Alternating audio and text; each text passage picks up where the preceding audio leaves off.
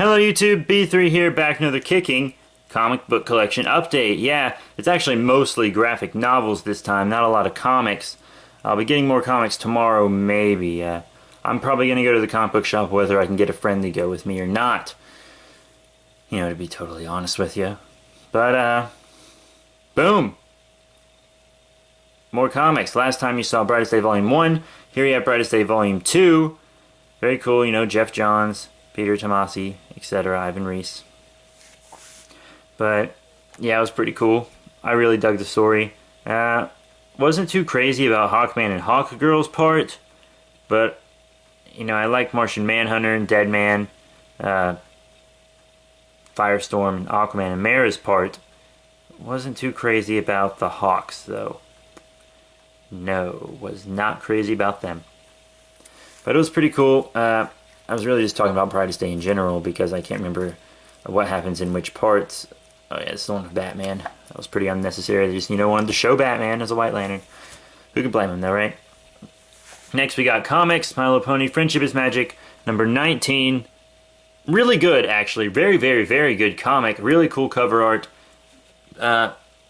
I'm glad they didn't give me the connecting cover arts. Well, I would have liked to have the connecting cover arts because there's a cover art for 18 and 19. You put them together, it makes one big portrait. But they didn't give me the one for 18. And I was a little bummed out, but I was like, never mind, this is a cool art. Anyways, it's fine. And I'm glad the comic shop hooked me up with this one instead of the half art. Because I was like, oh, if I get two half arts, that's no good. But well, if I get two of the half arts, that's good. But if I get one half art and then one that's not a half art, then it's awful. So then I got to go searching for the half art, and I have to have two half arts. But yeah, really cool story. I like Evil Celestia and Evil Luna and Good King Sombra. And it's just really well written. Really well written. Lots of good references in there too. Then we have Zero Year. We're in its final act, finally. Batman 31 from the New 52. I like this story arc and all, but I'm ready to get back to the present day, you know what I'm saying? And I love a good Riddler story. Riddler stories, I really like the Riddler. He was one of my favorite villains in the animated series, and they didn't use him enough. I thought he had a stupid design in the New Adventures, but whatever. But I'm glad they're using the Riddler, and he's causing some devastation. Lots of devastation in Gotham. But yeah, Zero Year is pretty cool. I'm just ready for it to finally be over. Just getting tired of it. I want to see Batman at his best, not, you know, starting out. Even though this is cool too. Just saying. Year 1 and stuff is all cool. And then Brightest Day Volume 3. You know, I really just talked about Brightest Day. Not a lot of Green Lantern action and stuff in this, and you just saw the next thing, but who cares. But, you know, we got Aqualad. That was pretty cool. And, spoiler alert, the return of Swamp Thing. So, yeah. Of course, I'm pretty sure most people actually know about his return by now. And then Pacific Rim Tales from Year Zero. Got this for like $10-ish off Amazon. I think it might have gone up a little since I got it. It's like $25 at Barnes & Noble and stuff. And look how thin it is. There's the next graphic novel.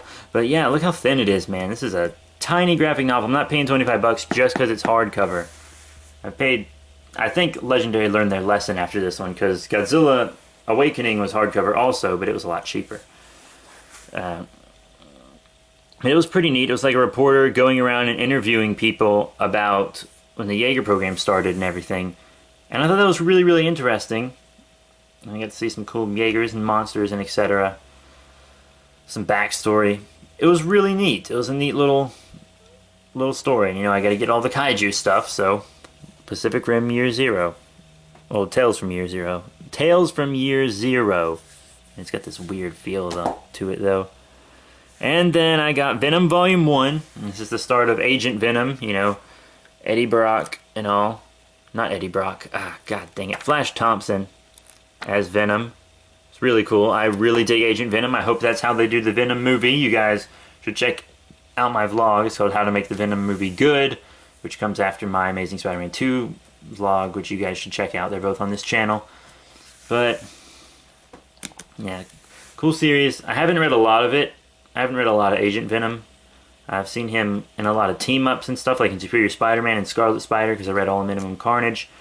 But this is actually a birthday gift for a friend. I'm just showing it off in this video. I haven't had the chance to see him, but hopefully I'll be seeing him tomorrow. We can go to the comic shop, as I said. But yeah, really cool. I hope he loves it. Well, I'm pretty sure he will, but yeah, he's been reading that in Ultimate Spider-Man. And he also didn't have Venom Devil's Pact. I let him borrow all my Scarlet Spider stuff. I don't think he's read it, but I let him borrow it. And the little event called Minimum Carnage, I believe, happens within this, because there's like a space where issues are missing in there, and I'm pretty sure they're the Minimum Carnage issues. So, yeah, I just thought I'd throw that out there. But I haven't read this yet. I'll read it eventually, because we like to loan each other our graphic novels and stuff. Me and him, we usually just lend each other Spider-Man stuff, because he reads a bunch of Spider-Man stuff that I don't read, and I read a bunch of Spider-Man stuff that he doesn't read. Like, he reads all the Ultimates and this Venom series, and I'm reading, like, Amazing and New Warriors. New Warriors isn't a Spider-Man series, but it has Scarlet Spider in it, so. But, yeah, Venom Devil's Pact. And then Hawk and Dove, Volume 1 from DC's New 52. I didn't pay a lot for this. Thank goodness. I mean, it's okay. I met a lot of people that said this was really good, but I don't agree. I don't think I can agree. They played up a lot of mystery around Dawn, who's Dove, and didn't really play it out. And you know, they started all this stuff about the War Circle, and they haven't really explained that. At least I don't think they've explained that, because I know this series has been canceled. But I felt like they didn't pay attention. They didn't care about this series, is the feeling I'm getting. Because these are like C-list heroes right here. Hawk and Dove. I mean, I think Hawk and Dove are really cool. I loved them in Brightest Day. They were my favorite part of Brightest Day. But I felt like not a lot of attention was paid to them. The art, I liked the art. That was good. But I didn't really like the writing. It felt rushed. It did feel really rushed. They reused a lot of the same lines. It's like these little cliche lines. They kept reusing lines. And I didn't really like that. Then there are these costume changes. Dove, I like Dove's costume change. I don't like the beak on her little mask there. I don't like her beak mask. And for Hawk, I don't like the dark grayish color, because I feel like when they're both mostly white, that's what makes them feel like a team, because one can't really exist without the other. And the white in their costume was kind of like the metaphor for what connected them, in my opinion. And then the blue and the red was their difference. Because they're both insanely different people, but they also both are similar in many ways. And that's one of the good things about it. It's just, yeah, there's a lot of weird stuff. A lot of just really tiny stories instead of one cool complex story. Just had a bunch of little tiny stories. And eventually I guess they felt like they had to do this little Batman thing. Because, you know, put Batman in an issue, maybe more people will buy it. Whatever. Yeah, so Hawk and Dove, maybe I'm looking a little too deep into those costumes, but don't like the beak on her for real. And I like this white better. Not every superhero has to be black now. Just saying. But yeah, that could have been better. See, Batman. And then I got Green Lantern, War of the Green Lanterns. Haven't read this yet, but I know what happens for like backstory purposes and reading other comics. The Green Lantern Corps gets compromised, and they all have to don like different rings and stuff. Like Guy Gardner gets Atrocitus' red ring, and Hal Jordan gets Sinestro's yellow ring. Kyle Rayner gets a blue ring, and etc. God, what did John Stewart get? Was it Compassion?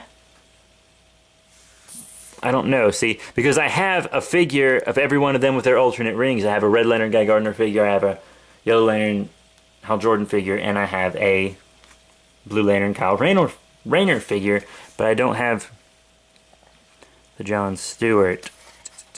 Hope this isn't a spoiler for anybody, but yeah, I don't know who got what rings, and I kinda, maybe I should save that, but looks like I might be right. Yeah, I guess I am. I can't really see his symbol or anything, but yeah, he's Compassion. Called that. Well, not really called that, I've heard it before. But, you know, whatever. Green Lantern, War of the Green Lanterns, Jeff Johns trying to get the whole run, so. Boop, there we go.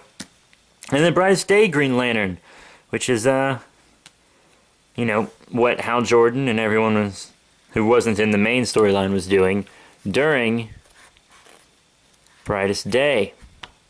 Yeah, I have one issue from this, the issue where Atrocitus figures out constructs. I have that issue. But, yeah, most of this I haven't read. So, yeah, very excited to read this. Now let's do a little recap. You got Brightest Day Green Lantern, Green Lantern War of the Green Lanterns, New 52 Hawk and Dove Volume 1, Venom Devil's Pact, Devil's Pack, Venom Volume 1, Pacific Rim Tales from Year Zero, Brightest Day Volume 3, Batman number 31, New 52, My Little Pony Friendship is Magic number 19, and Brightest Day Volume 2. So, yeah, that's it, everyone. Sorry I didn't have a lot of issues. Well, I have plenty of issues, but I'm sure you've never heard that joke before in a comic book video. But yeah, no graphic novels. Next time I'll have a lot more single issues. I promise. Some newer ones, some older ones, and who knows, I might even have more graphic novels. So, that's it, you guys. As I always say, please rate, comment, subscribe, check out all the cool links in the description below. Links to Facebook, Twitter, will follow you back on Twitter. You can also see more videos like this on other channels like Godzilla and Gigan, where we have lots of action figure reviews and stuff, and parodies like Godzilla and Gigan. We have spin-offs of that parody on this channel called Ask G&G, and also we have Ultra Kaiju Brothers, so that's pretty crazy. And we got The Slender Happening, which is our horror drama suspense channel. Check that out. And Super Friends Benefits, which is our gaming channel. Check that out. I work on that with Jimmy Dan 93, who has worked on a lot of videos with me on every channel I have, so that's pretty awesome. Make sure you check him out. And whew, we just got a lot of stuff going on. Man, I have so many videos I could upload every day if I had good internet. I got a lot going on the YouTube, you guys. Plenty to watch, lots of variety. Very awesome. Now, enough shameless self-promotion. I'll just say thank you all so much for watching. Please rate, comment, subscribe, and I'll see you all later.